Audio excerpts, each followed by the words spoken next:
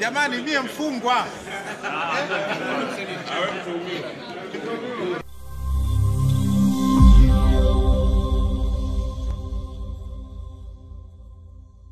Shauri namba 8607 la mwaka 2025 lilikuwa likiendelea leo Julai 1 hapa katika mahakama ya hakimu mkazi Kisutu jijini Dar es Salaam limeahirishwa mpaka Julai 15 mwaka 2025, ambapo mwenyekiti wa Chama cha Demokrasia na Maendeleo Chadema Tundu Lissu alikuwa kibishana vikali kwa hoja za kisheria na vifungu mbalimbali dhidi ya upande wa jamhuri ambao ulikuwa unaomba shauri hili kuweza kuahirishwa.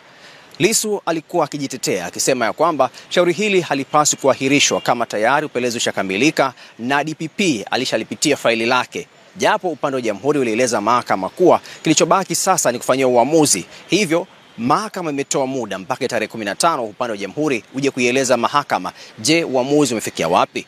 Upande wa Lissu akiwa akijitetea peke yake alieleza mahakama kuwa yeye anaomba mambo mawili: mahakama iamuru upande wa jamhuri kupeleka shauri hili katika mahakama kuu ambaye ndiyo ina haki na ina uwezo wa kufuatilia na kusikiliza shauri lote lile la uhaini. Lakini jambo la pili aliomba, kama itashindikana kulipeleka mahakama kuu na mambo mengine haiwezi kuendelea, basi haraka sana mwendesha mashtaka serikali aonyeshe nia kutokuendelea na shauri hili, ndivyo atoe nolle prosequi kwa ajili ya kuweza kumruhusu Lissu kuachiwa na shauri hili kuweza kuonyesha nia ya kutokuendelea nalo. Tumsikilize wakili wa upande wa utetezi Dr. Rugemeleza Nshala akielezea kile ambacho kitokea ndani ya mahakama hii. Leo tarehe 1 ya mwezi wa 7 mwaka 2025, kesi ya uchunguzi ya makosa ya uhaini ambayo jamhuri dhidi ya Tundu Mughwai Antipas Lissu ilikuwa imeitwa mbele ya hakimu Fawidhi Kiswaga hapa katika mahakama ya hakimu mkazi wa Dar es Salaam Kisutu.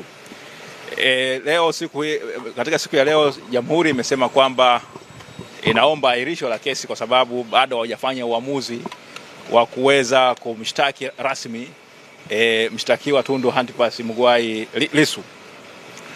Upande wa wakili Lissu ambaye mshtakiwa Lissu ambaye anajiwakilisha yeye mwenyewe katika hatua hii amepinga kwa nguvu kubwa sana kwamba madhari serikali wanasema, mara ya mwisho walisema wameshakamilisha upelelezi na walikuwa wanasoma kile ambacho wameshakifanya, na baada hapo itakiwa wafanye uamuzi. Leo itakiwa watoe taarifa kwamba maamuzi ambayo wamefanya ni yapi.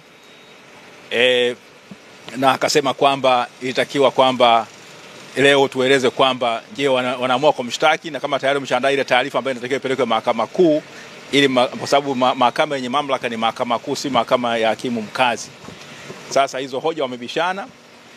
Mwisho wa siku hakimu amesema kwamba anakubaliana upande wa jamhuri kwamba kwa kupitia kifungu cha 262 kifungu kidogo cha 5 kwamba faili bado liko katika hakimu kwa mwendesha mashtaka mkuu wa serikali, anatakiwa afanye uamuzi kama anaweza kufungua mashtaka au kutofungua mashtaka. Kwa hiyo baada ameendelea kuwapatia tena upande wa mashtaka nafasi hiyo ya kuweza kuendelea, na kwa hiyo kesi imeahirishwa hadi tarehe 15 ya mwezi wa 7 mwaka 2025.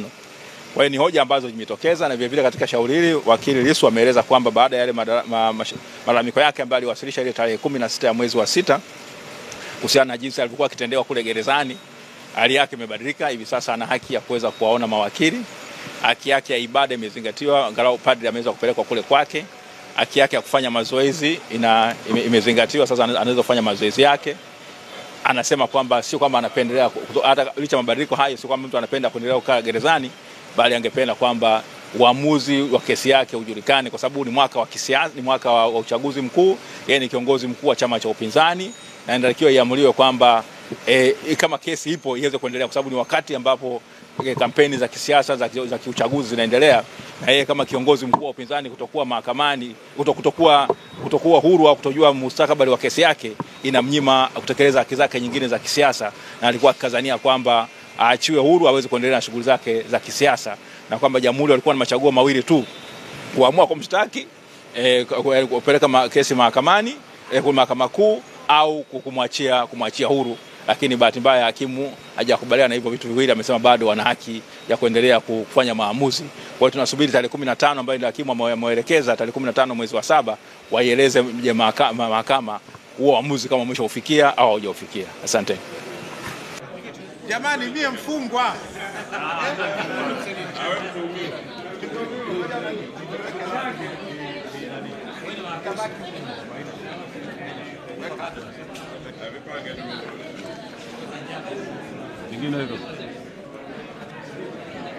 Hii ni begi ya makamu wa mwenyekiti wa IDU. Wewe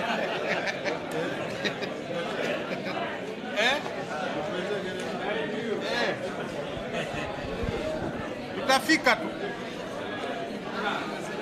You are off? Sawa. Kaanda makazi huko, mimi natoka hapa sio nini. Nimeshachoka kukaa nani. Nifo. Umfanga. Jamani, nitafutieni nani? Diary, yes. Nakula karatasi kama nani.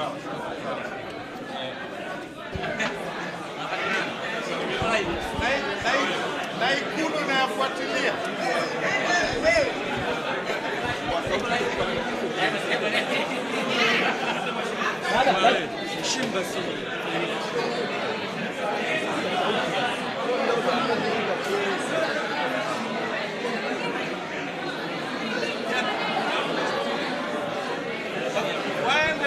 Wapeleke mahakamani tukakutane huko. Usichezeane, wanataka kuchezea.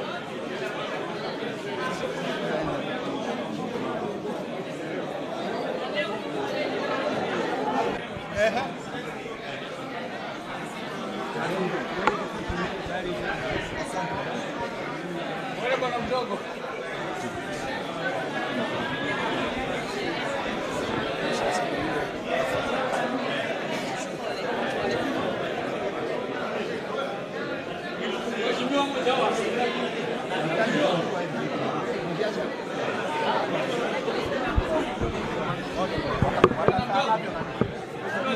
Nasikia? Viache tu watakaa navyo mahali.